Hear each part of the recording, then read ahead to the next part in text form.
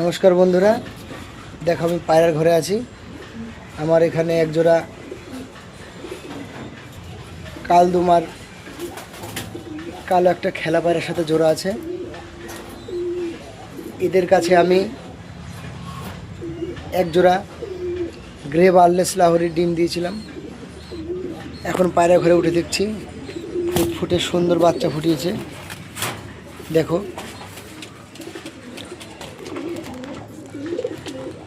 এই দেখো একটা ডিম, কেবল একটা ডিম ফুটিয়েছে। দেখো সুন্দর একটা বাচ্চা বেরিয়েছে।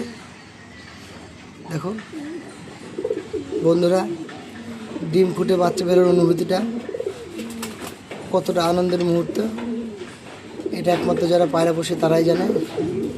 দেখো, এই যেটা ওর ফিমেল মা আছে। দেখো বন্ধু, ভিডিওটা ভালো লাগলে একটু লাইক করে দিও, কমেন্ট করে শেয়ার করে জানিও।